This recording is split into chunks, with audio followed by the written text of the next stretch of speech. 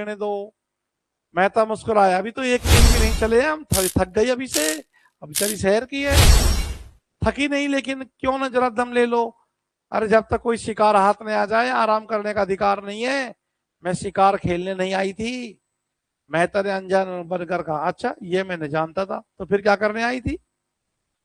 अब तुमसे क्या बताऊं। हिरणों का एक झुंड चढ़ता हुआ नजर आया। दोनों एक चट्टान की आड़ में छिप गए और निशाना बांधकर गोली चलाई। निशाना खाली गया, झुंड भाग निकला। मालती ने पूछा, अब? कुछ नहीं, चलो फिर कोई शिकार मिलेगा।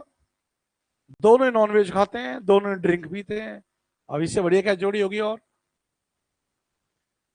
दोनों कुछ देर चुपचाप चलते रहे। फिर मालती ने जरा रुक कर कहा, गर्मी के मारे बुरा हाल हो रहा है, आओ इस वृक्ष के नीचे बैठ जाएं। अभी नहीं, तुम बैठना चाहती हो तो बैठो, मैं नहीं बैठता। बड़े निर्दयी हो तुम, सच कहती हूँ। जब तक कोई शिकार ना मिल जाए मैं नहीं बैठ सकता।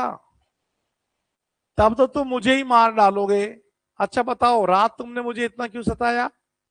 अब ये मतलब रात का मतलब धनुष यज्ञ के दौरान तुमने मुझे, है ना, तुमने कहा था कि तू हमारे साथ चलेगा दिलदार।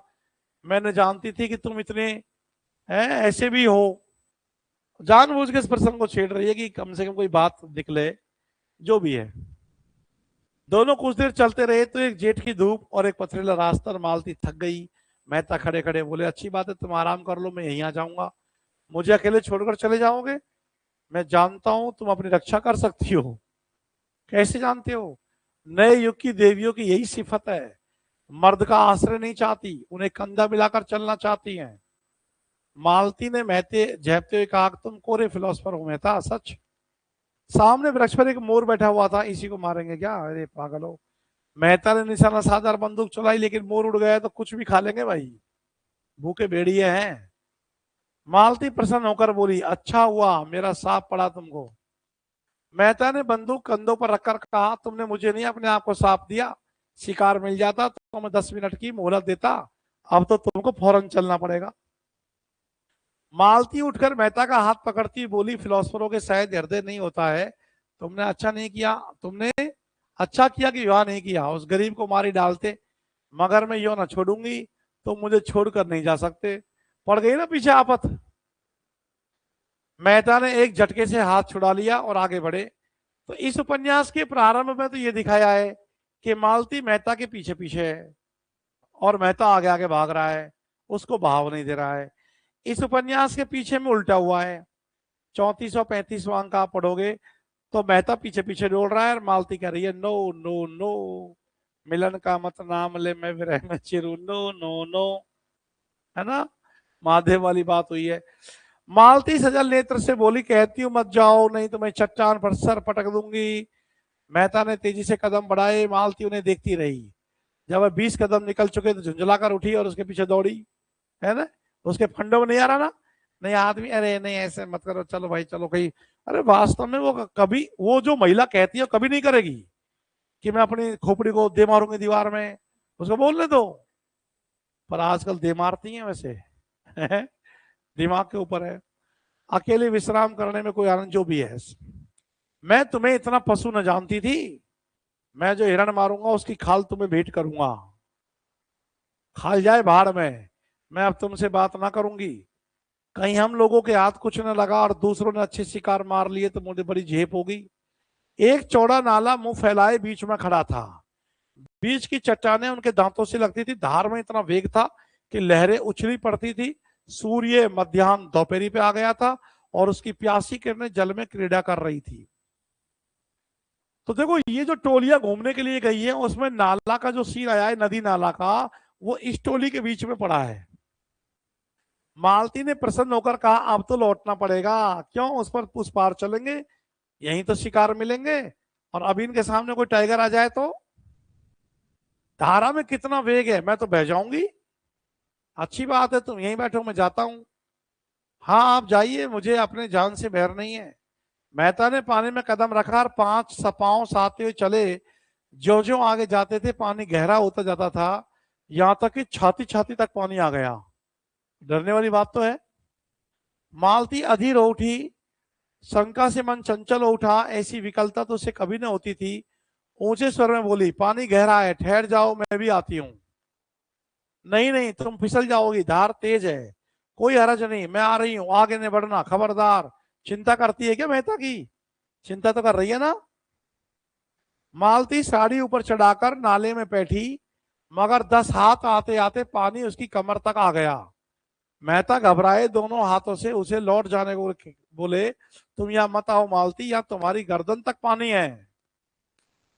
मालती ने एक कदम और आगे बढ़कर कहा, होने दो, तुम्हारी यही इच्छा है कि मर जाऊं तो तुम्हारे पास ही मरूंगी। ओ। मालती पेट तक पानी में थी। धार इतनी तेज मालूम होती थी कि कदम उखड़ा और मेहता लौट पड़े और मालती को एक हाथ से पकड़ लिया। मालती ने नशीली आंखों में रोष भरकर कहा, मैंने तुम्हारे जैसा बेदर्द आदमी कभी ना देखा था, और इस सीन को अब खन्ना और देख लेता।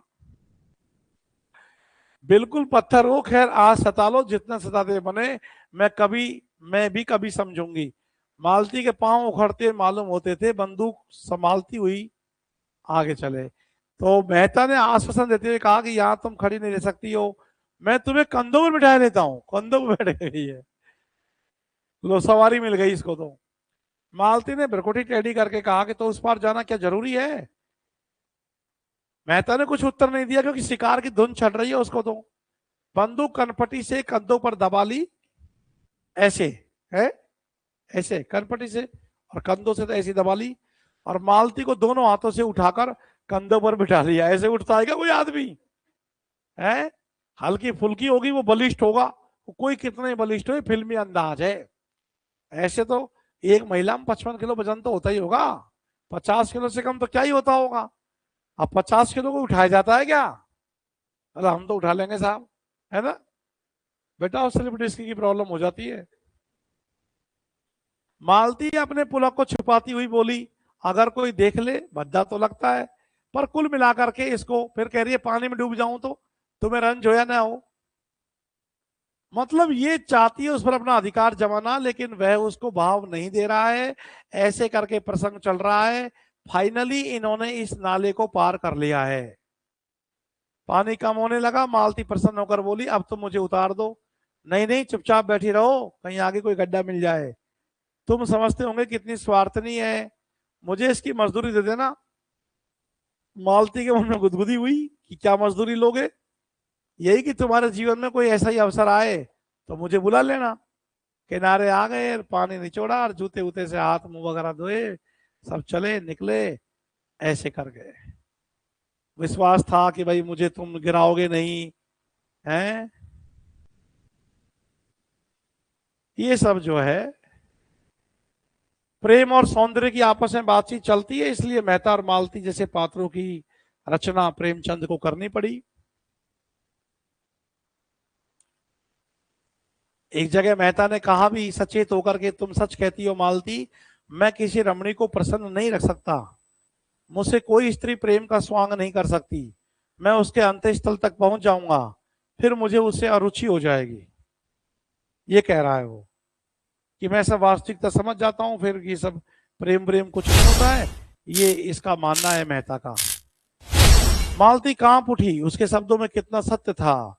उसने पूछा, अच्छा बताओ तुम प्रेम से कैसे संतुष्ट होंगे? समझ गए ना आप? तो प्रेम नारी और सौंदर्य की ये जो संवाद है, ये मेहता मालती के द्वारा संपन्न हुए। ये फाइनली बोल तो प्रेमचंद ही रहा है, अपने पात्रों के माध्यम से विचार दे रहा है। अब वो कहता है, देखो मेहता, उसने पूछ लिया लड़की ने कि तुम कैसे प्रेम से संतुष्ट होंगे? बस यही कि जो मन में हो वही मुख पर हो। मेरे लिए रंग रूप हाव भाव नाजो अंदाज का मूल्य उतना ही है जितना होना चाहिए। मैं वह भोजन चाहता हूं जिससे आत्मा की तृप्ति हो, उत्तेजक और शोषक पदार्थों की मुझे जरूरत नहीं है। ऐसा भोजन चाहिए जो शुद्ध दाल रोटी हो, एकदम देसी घी। ये नहीं कि आज बर्गर खा के पेट भर लिया, कल पिज्जा खा के पेट भर लिया, ये स्वास्थ्य के लिए नुकसानदायक है। इसका मतलब मेहता ये कहना चाहते हैं कि आधुनिक सोच की जो ये तड़क भड़क वाली स्त्री है, जो रंग बिरंगे कपड़े पहनकर है आए ठाए करती हैं, इतराती हैं, ऐसी महिलाएं मुझे पसंद नहीं है। मुझे तो बेचारी वही गांव की सीधी सच्ची और सादगी पूर्ण जो लड़की है वही पसंद है। ये कौन कह रहा है? मेहता। इसका अर्थ यही है, तुम इसको रेखांकित कर लो और तुमको खुश होना चाहिए, क्योंकि हम ऐसे ही हैं जैसे मेहता चाहता है। इसका मतलब ये है कि सभी कंवारी लड़कियों को प्रोफेसर मेहता मिल सकता है। ये मत सोचना कि शहरों की आए ठाए वाले को पसंद करते हैं, ऐसा नहीं होता। देखो, बस यही कि जो मन में हो वही मुख पर हो, ये नहीं बनावटीपन हो। शहरों में बनावटीपन मिलता है, यहाँ कुछ और है, मुंह में कुछ और है। मुंह से बोलेंगे आई लव यू, अंदर से खाल निकाल दो तेरी। रोटी ले आऊं क्या, बाहर जाए आग लगे तुम्हें, अंदर से आवाज आई। ये सब शहरी है। 12 साल से शहर में हूं, कितने लोगों से सांप का पड़ता है, जानते नहीं चीजों को। तो देखो, मैं भोजन चाहता हूं जिससे आत्मा की तृप्ति हो। आत्मा की तृप्ति होती है सादगी से और सरलता से।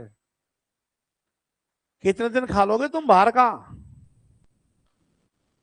मालती ने ओठ सिकोड़कर ऊपर को सांस खींचते हुए कहा, तुमसे कोई पेश ना पाएगा, एक ही घाघ हो। अच्छा बताओ, मेरे विषय में तुम्हारा क्या ख्याल है। मेहता ने नटखटपन से मुस्कुरा के कहा, तुम सब कुछ कर सकती हो, बुद्धिमती हो, चतुर हो, प्रतिभावान हो, दयालु हो, चंचल हो, स्वाभिमानी हो, त्याग कर सकती हो, लेकिन प्रेम नहीं कर सकती। ये निर्णय किसके बारे में निकाल दिया। देखो भाई, असल में इस उपन्यास में दो चीजें बहुत आकर्षित करती है। या तो हौरी की ग्रामीण पृष्ठभूमि और उसका शोषण, या तो मेहता और मालती के संवाद। ये भी बहुत प्रभावशाली है। तो पूछ लेगा मेहता ने किस स्त्री के लिए कहा है, और मेहता इसमें किसके पीछे दीवाना है।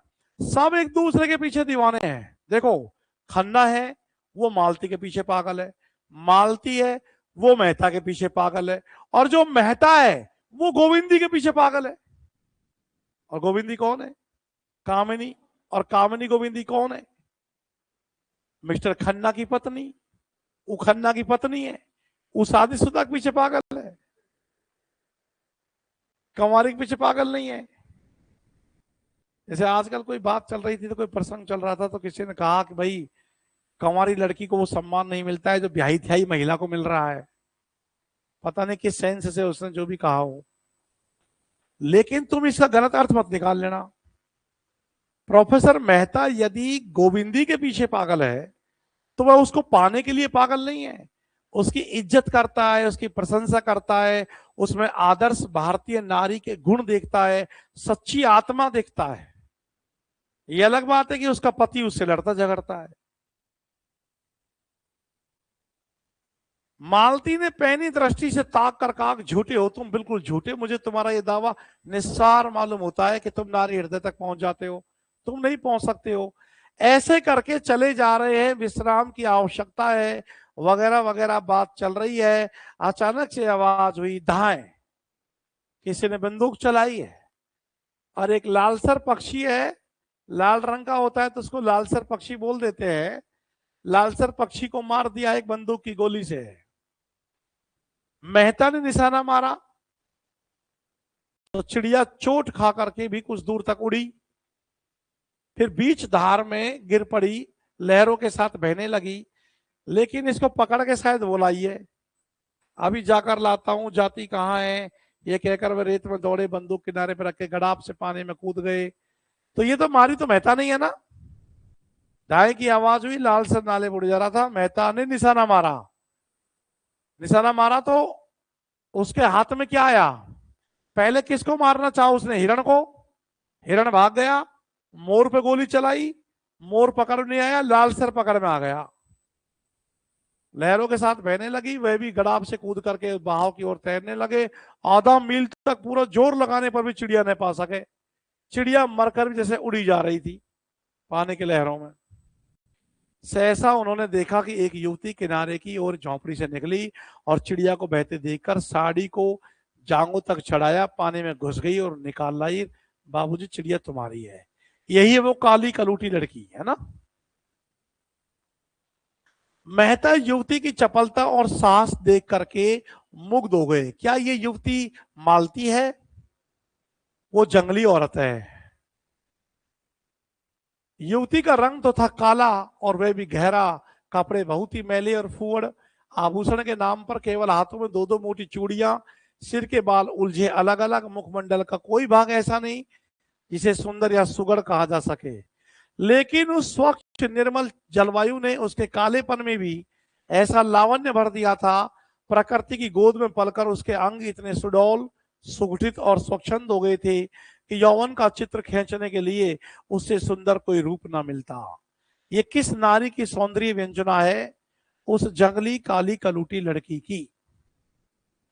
मेहता ने उसे धन्यवाद दिया और वो चला निकले। जो भी है, युवती ने प्रसन्नता से कहा कि मैंने तुम्हें तैरते आते देखा तो दौड़ी शिकार खेलने आए होंगे।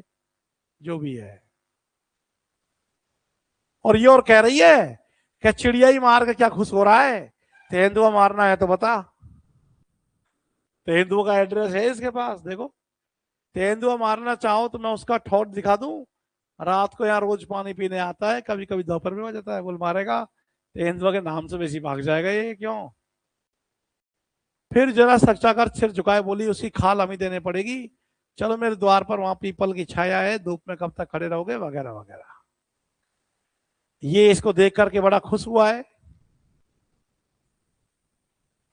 और ये प्रसंग चल रहा है।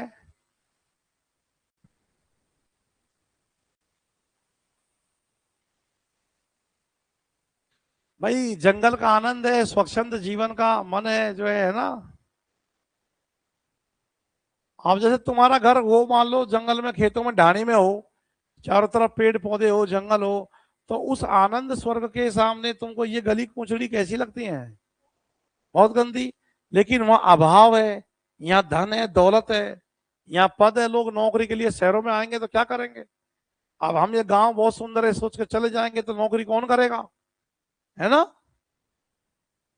शहरों में लोग क्यों आते हैं? सुविधाओं के लिए। मैं यही काम गांव में, मेरे गांव में पढ़ाऊंगा तो तुम लोग आओगे? नहीं आओगे, क्योंकि वहां सुविधाएं नहीं है। नहीं, बता रहा हूं, एक हकीकत बात यही है। हम सब शहरों में क्यों इकट्ठा है? क्योंकि शहरों में नौकरी है, सुविधा है।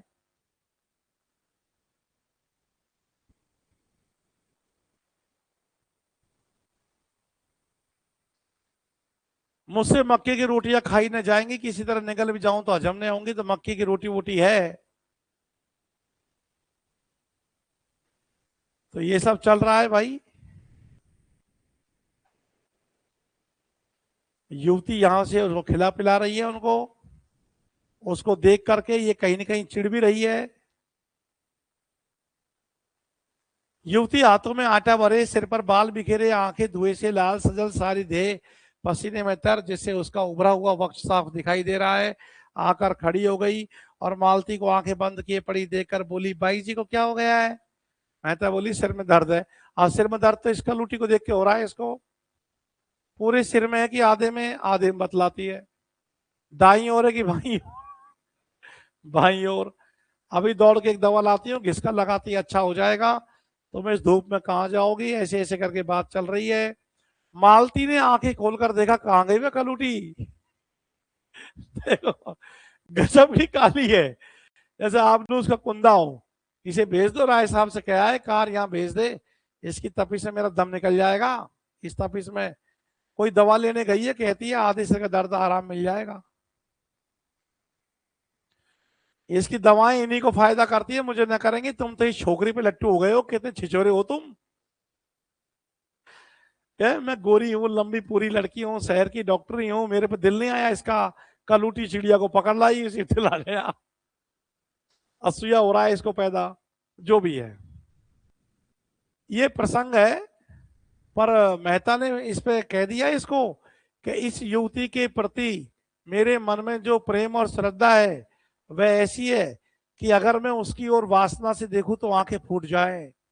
मैं अपने किसी घनिष्ठ मित्र के लिए भी इस धूप और लू में उस ऊंची पहाड़ी पर न जाता, और हम केवल घड़ी भर के मेहमान है ये जानती है। वह किसी गरीब औरत के लिए भी इसी तत्परता से दौड़ जाएगी। मैं विश्व बंधुत्व और विश्व प्रेम पर केवल लिख सकता हूँ, केवल भाषण दे सकता हूँ। वह उस प्रेम और त्याग का व्यवहार करती है। वह कौन? कलूटी। अपन भी कहते कलूटी। तो पूछ सकता है भाई, ये बात जो मेहता कह रहे हैं तो किस स्त्री के लिए कह रहे हैं? तो कलूटी के प्रति बहुत अच्छे विचार आए हैं, मालती के प्रति भी ऐसे विचार नहीं आए हैं।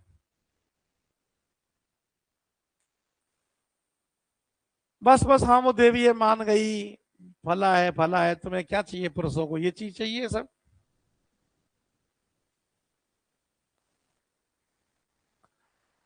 कुल मिलाकर के ये पार्टी सार्टी इनकी हो चुकी है, और मामला जब आगे बढ़ रहा है तो आगे 2-3 पन्नों में ऐसा कोई संवाद नहीं है।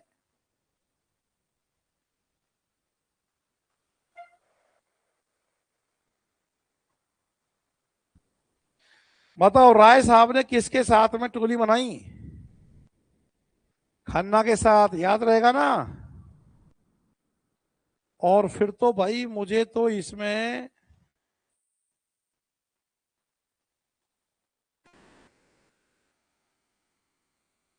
फिर इसके बाद में कोई ऐसा इंपॉर्टेंट सेंटेंस नहीं है इसमें,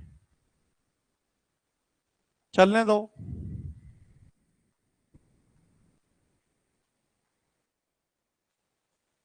और डरती और नहीं है कलूटी, कह रही है तुम्हें राय साहब के साथ अंडर से पिटवाऊंगी, मुझे पिटवाने से तुम्हें सुख मिले तो पिटवा लेना भाई जी, कोई रानी महारानी थोड़ी हूं। दबती किसी से नहीं है, स्वाभिमानी महिला है भाई। तो मालती तो कलूटी को पिटवाएगी, देख लो।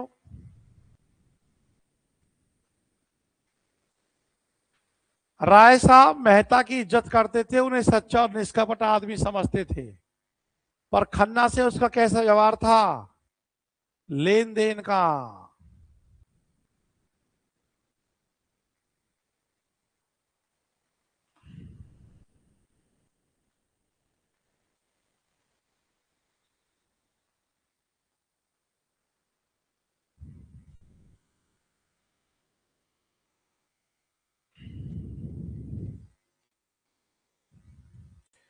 ये कहता भी है मालती न जाने क्या देखकर उसमें लट्टू हुई जाती है प्रोफेसर पर। ये चिढ़ रहा है बेचारा, जो भी है। चलो अब तो आप इसको, 1 मिनट।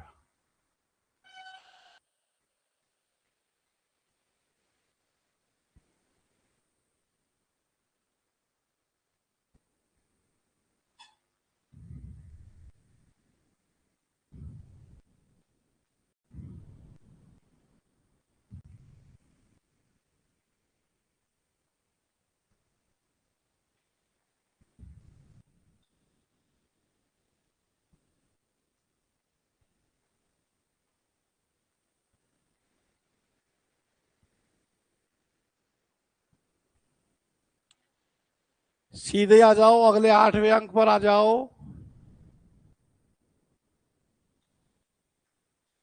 तो शिकार वाला प्रसंग कौन से अंक में गया?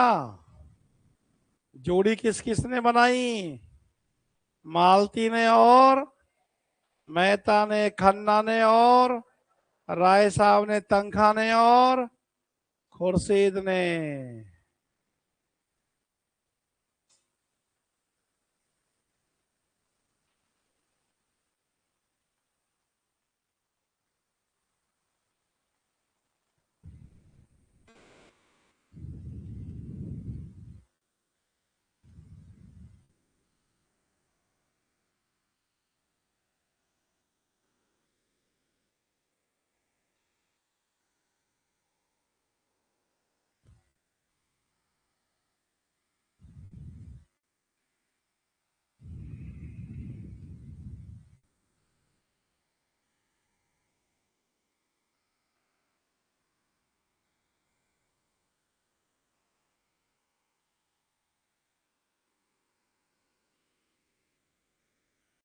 8वां कहाँ गया? नहीं, अपन ने एक एक पन्ना आगे बढ़ाया है, इसमें 8वां आया ही नहीं। आया है क्या? अब ये 8वां ही होने को तो है ना, लेकिन ये शुरू कहाँ से हुआ है? नहीं नहीं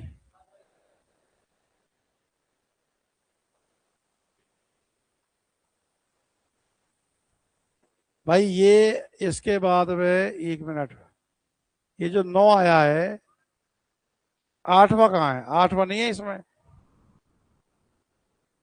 कोई बात नहीं, यदि 8वां नहीं है तो मैं बतलाता हूं आपको 8वां क्या है। तुम्हारी में है तो तुम ही लगा लो चिन्ह, लगाओ, मैं बोल रहा हूं। देखो 8वें अंक को सुनो तुम ध्यान से। जब से औरी के घर में गाय आ गई है, घर की स्त्री कुछ और ही हो गई है शोभा। धनिया का घमंड तो उसके संभाले से बाहर हो जाता है। जब देखो गाय की चर्चा। आधा आषाढ़ बीत गया और वर्षा नहीं हुई। ये है। अब सुनो, तुमको एक पैराग्राफ दिख रहा है, तीसरा चौथा ही पैराग्राफ है। किसानों में खलबली मची हुई थी। दिख गया? किसानों में खलबली मची हुई थी। तो ये पढ़िए आप गद्यांश। सभी गांव के महाजनों के पास रुपए के लिए दौड़े। गांव में मंगरू शाह की आजकल चढ़ी हुई थी। इस साल सन में उसे अच्छा फायदा हुआ। गेहूं और अलसी में भी उसने कुछ कम नहीं कमाया। पंडित दाता दीन और दुलारी सौवाइन भी लेन देन करती थी। सबसे बड़े महाजन थे जेंगुर सिंह। वह शहर के सबसे बड़े महाजन के एजेंट थे। क्लियर है? अब तुम इसमें नहीं मिला के तुमको मिल गया। एक तो मंगरू शाह को रेखांकित कर लो। ये गांव के वो हैं जो साहूकार हैं। मंगरू शाह आ गया, पंडित दाता दीन और दुलारी सौवाइन आ गई। भाई दाता दीन तो बाप है ना माता दीन का। तो बेटे के होते हुए तो कोई बाप को ही तो पूछेगा, बेटे को थोड़ी पूछेगा। दाता दीन। दुलारी सौवाइन भी लेन देन करती है। लेकिन सबसे बड़े महाजन कौन बताए हैं? रेखांकित करो इस लाइन को कि सबसे बड़े महाजन थे झिंगुरी सिंह। वह शहर के बड़े महाजन के एजेंट थे। कर लिया रेखांकित? इसका एक पैराग्राफ छोड़ के नीचे आओ। झिंगुरी सिंह बैठे दातुन कर रहे थे। मिला? इसकी 2 लाइन रेखांकित करो। झिंगुरी सिंह का व्यक्तित्व दिखाया गया है। झिंगुरी सिंह बैठे दातुन कर रहे थे। मोटे नाटे, खलवाट काले, लंबी नाक, बड़ी बड़ी मूछों वाले आदमी, बिल्कुल विदूषक जैसे, और थे भी बड़े आंसौड़। मिल गया? झिंगुर सिंह बैठे दातुन कर रहे थे। पैराग्राफ देख लो ना, पैराग्राफ की शुरुआत ही तो है। 1-2 पैराग्राफ छोड़कर मिल गया। तो ये विशेषता किसकी बताई गई है? झिंगुरी सिंह की। और गांव का सबसे बड़ा एजेंट कौन है? झिंगुरी सिंह, है ना? सबसे बड़ा महाजन का एजेंट है ये। तो लिखा है इसके लिए लेखक ने, सबसे बड़े महाजन थे झिंगुरी सिंह। अब पूछ लेंगे गांव के सबसे बड़े महाजन कौन थे? झिंगुरी सिंह। और ये अब महाजन का मतलब होता है साहूकार। और वैसे ये झिंगुरी सिंह वैसे ठाकुर है। पन्ना चेंज कर दो, पन्ना चेंज कर दो और पूरा अगले पन्ने पे आ जाओ। और अगले पन्ने का सेकंड लास्ट देखो। कोई 11 बजते बजते हौरी लौटा। क्या मिला तुमको? पैराग्राफ देखो। कोई 11 बजते बजते हौरी लौटा और भीतर जा रहा था तो उसे भास हुआ जैसे गाय के पास कोई आदमी खड़ा है। और पूछा कि कौन खड़ा है वहां? हीरा बोला, मैं हूं दादा, तुम्हारे कौड़े से आग लेने आया था। पर ये आग लेने नहीं आया है, ये गाय को जड़ी खिलाने आया है, जहरीली जड़ी। इसका मतलब गाय कौन से अंक में मारी जा रही है? 8वें अंक में सुंदरिया मर गई। तुमको मिला है क्या? ऐसी खोज रहे हो लेके किताब हाथ में। इनको भी खुजवाओ, इनको नहीं मिला है, इनको खुजवाओ। अरे पैराग्राफ देख लो। कोई 11 बजते बजते और ही लौटा। उसी पन्ने पे मत देखो, अगले पन्ने पे देखो। ठीक है भाई, पंक्ति याद रहेगी। अब बात यह है कि कितने बजे देखा है हौरी ने हीरा को वहां? रात के 11 बजे, ध्यान रखना है। और अब तुम सुनो, क्या बहाना बताया इन्होंने?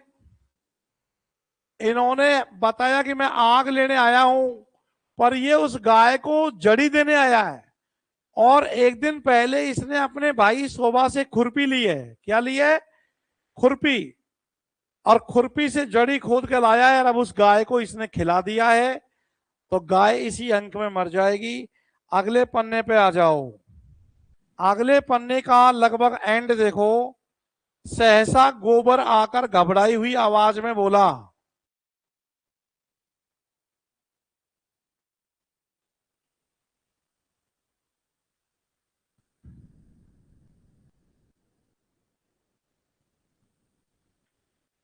देखो उससे पहले तो क्या बात चल रही थी, इस तरह नहीं छोड़ूंगी लाला को, मर मर के पाला है, झुनिया आकर राज करेगी, मुंह में आग लगा दूंगी रांड के। कौन बोला? धनिया। के मेरा छोरा ऐसे कैसे फोड़ लेगी वो, सुंदरता के बल पे मेरा छोरा छीन लियो, मोंडा में आग लगा दूंगी। अब इसी समय गोबर घबराया हुआ आया है। सहसा गोबर आकर घबराई हुई आवाज में बोला, दादा सुंदर या को क्या हो गया, क्या काले नाग ने छू लिया, वह तो पड़ी तड़प रही है। तो गाय के तड़पने की सूचना होरी को किसने दी? गोबर ने दी। गाय का नाम क्या है? वेरी इंपॉर्टेंट क्वेश्चन है ये। इसके बाद में एक पैराग्राफ छोड़ के देखो। हौरी पंडित दाता दीन के पास दौड़ा। देखी पंक्ति, 3-4 पंक्ति आगे चल के ही। हौरी पंडित दाता दीन के पास जो दौड़ा, गांव में पशु चिकित्सा के वही आचार्य थे। पूछेंगे बेलारी में पशु चिकित्सा का काम कौन देख रहे हैं? तो पंडित जी देख रहे हैं। पंडित जी दाता दीन, रेखांकित कर लो इस पंक्ति को।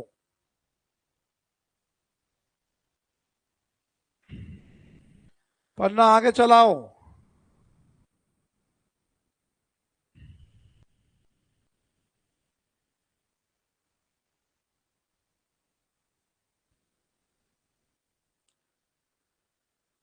अब जो है अगले पन्ने पर आप देखेंगे कि गाय तो तड़प के मर गई है, लेकिन हौरी ने वो बात अपनी धनिया को बतला दिया है। कैसे? कि रात में मैं शोभा के घर से लौट रहा था, शोभा को देखने गया था, शोभा के घर से लौट रहा था, तो मैंने देखा कि रात के 11 बजे गाय के पास में हीरा खड़ा है, जो उसका भाई है। धनिया क्षण भर में समझ गई कि वही तो कुत्ता था जो लड़ाई कर रहा था, वही तो चिढ़ रहा था गाय से, उसी ने जड़ी दे दी है। और अब इसके बाद धनिया पुलिस में रपट लिखाएगी। अब धनिया उसका बदला लेगी। हौरी कहता है घर की इज्जत है, चुप रहे, पागल मत बन। अब मानने को तैयार नहीं है, धनिया इसका विरोध करती है, और परिणाम ये निकलता है कि हौरी धनिया को बुरी तरीके से धुनता है, पीटता है। मामला थाने तक जाता है। थानेदार आता है, गाय मर गई, तहकीकात होगी, हीरा के घर की तलाशी होगी।